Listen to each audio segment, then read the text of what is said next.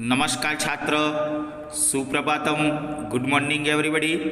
मेरे प्रिय छात्र, आज हम कक्षा 6 विषय हिंदी इकाई 5 जय विज्ञान की काव्य का अभ्यास और स्वाध्याय के प्रश्नों की चर्चा करेंगे। छात्र यह वीडियो देखने से पहले मैं आपसे निवेदन करता हूँ कि आपको अपनी किताब और अपनी कॉपी लेकर बैठना है और उसमें जो भी प्रश्न यहाँ से दिखाए जाए वह लिखना है। तो ठीक है छात्र, चलते हैं जय विज्ञान की काव्य के अभ्यास की ओर। देखते हैं प्रश्न नंबर 1। टेप रिकॉर्डर या सीडी के जरिए काव्य का श्रवण एवं समूह गान कीजिए। यह प्रश्न अभी नहीं लिखना है। प्रश्न नंबर 2, क्या होता बताइए। नंबर 1, यदि मोबाइल की खोज नहीं होती तो क्या होता छात्र, वह सोचकर लिखना है। यदि मोबाइल की खोज नहीं होती तो संदेश देने के लिए हमें लैंडिंग फोन अथवा पीसीओ के फोनों पर आधार रखना पड़ता और हम जहां और जब चाहते तब बात करने की सुविधा नहीं होती। प्रश्न नंबर 2, यदि हम समय और शक्ति का सही उपयोग नहीं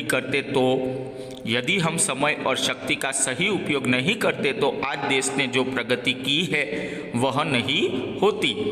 3 नंबर, यदि कंप्यूटर, फैक्स और इंटरनेट आदि का आविष्कार नहीं हुआ होता तो उत्तर में यदि कंप्यूटर, फैक्स और इंटरनेट आदि साधनों का विकास नहीं हुआ होता तो हम जितनी तेज और सहज ढंग से प्रगति कर रहे हैं वह संभव नहीं होती। सही है ना छात्र? तो इस प्रकार उत्तर लिख देना है।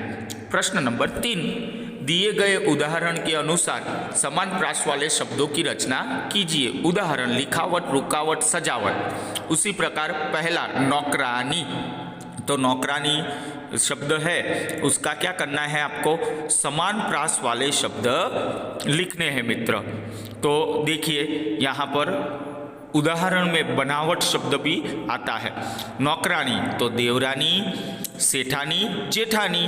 आर्थिक, धार्मिक, सामाजिक, मार्मिक। नायिका तो गायिका, सेविका, लेखिका। और चुनाव तो चुनाव का उत्तर आएगा चढ़ाव, पड़ाव, बनाव, तनाव। इस प्रकार यह प्रास वाले शब्द की रचना करनी है।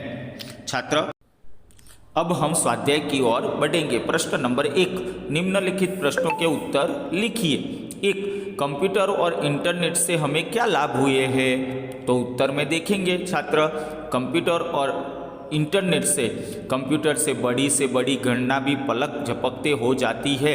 बटन दबाते ही बैंक में आपका पूरा खाता सामने आ जाता है। घर बैठे रेलवे और हवाई सफ़र के टिकट बुक करा सकते हैं। घर बैठे मुद्रण कार्य किया जा सकता है। सेना, शिक्षा आदि तमाम क्षेत्रों में कंप्यूटर का उपयोग वरदान सिद्ध हुआ है। इंटरनेट जानकारी का भंडार है, इसमें किसी भी क्षेत्र से संबंधित पूरी और प्रामाणिक जानकारी मिल सकती है। तो छात्र, कंप्यूटर और इंटरनेट से हमें यह लाभ हुए हैं। अब देखेंगे प्रश्न नंबर 2, समय और शक्ति की बचत कैसे होती है?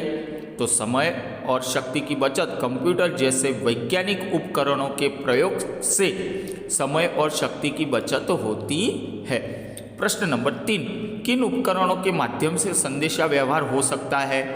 टेलीफोन, मोबाइल, फैक्स जैसे उपकरणों के माध्यम से संदेशा व्यवहार हो सकता है। प्रश्न नंबर 4, छात्र, हम धरती पर सुख सुविधाएं कैसे निर्माण कर सकेंगे? तो हम विज्ञान के नए नए उपकरणों का सही उपयोग कर धरती पर सुख सुविधाओं का निर्माण करेंगे।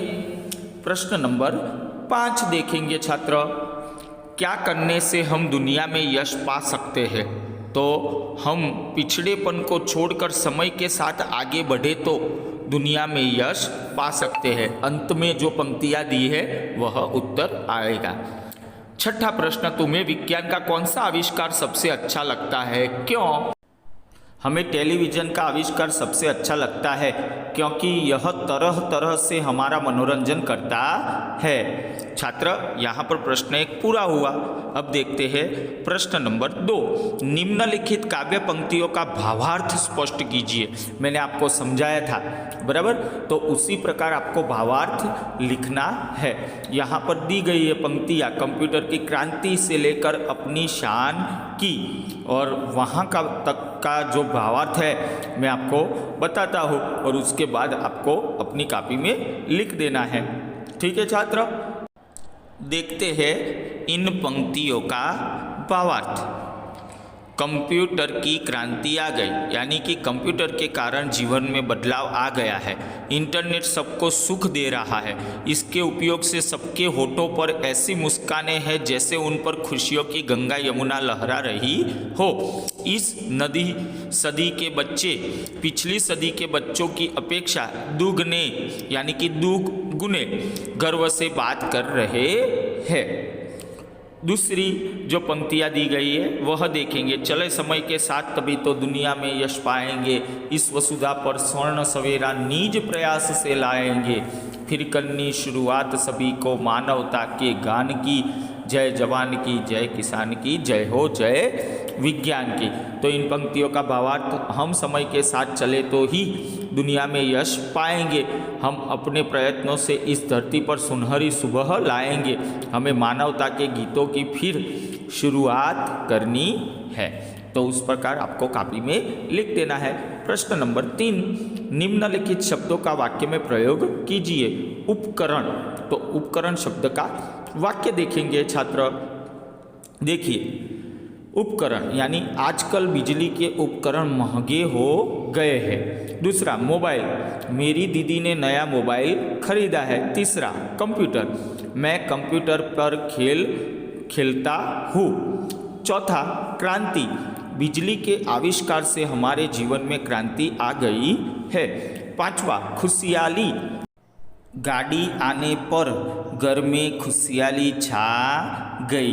तो छात्र इसी प्रकार आप वाक्य लिख सकते। अब देखिए प्रश्न नंबर 4, चित्र देखकर अपनी कॉपी में वाक्य लिखिए। पहला चित्र देखिए, एक लड़का क्या कर रहा है, पढ़ रहा है। दूसरा, मोर नाच रहा है। तो हम देखते हैं उत्तर। लड़का पढ़ रहा है। दूसरा, मोर नाच रहा है। तीसरा, लड़की दौड़ रही है। चौथा, लड़का पानी पी रहा है। पांचवा, लड़का स्नान कर रहा है। छठा, लड़का कूड़ेदान में केले के छिलके डाल रहा है। सातवां देखते हैं छात्र, लड़का क्रिकेट खेल रहा है। आठवां, धोबी कपड़े धो रहा है। नौवां, लड़का बीमार लड़के को पहिए वाली कुर्सी पर बैठा कर ले जा रहा है। आगे देखेंगे, बालक सो रहा है। 11, फेरी वाला शाक सब्जी बेचने जा रहा है। और 12, लड़का पौधों को पानी दे रहा है। तो इसी प्रकार आपको उत्तर लिख देना है, और लिखकर आपको जय विज्ञान की काव्य के अभ्यास और स्वाध्याय के प्रश्नों को तैयार भी कर देना है। जो अगला गद्य है वह हम आगे के वीडियो में देखेंगे छात्र। तब तक के लिए अस्तु। जय हिंद, जय भारत।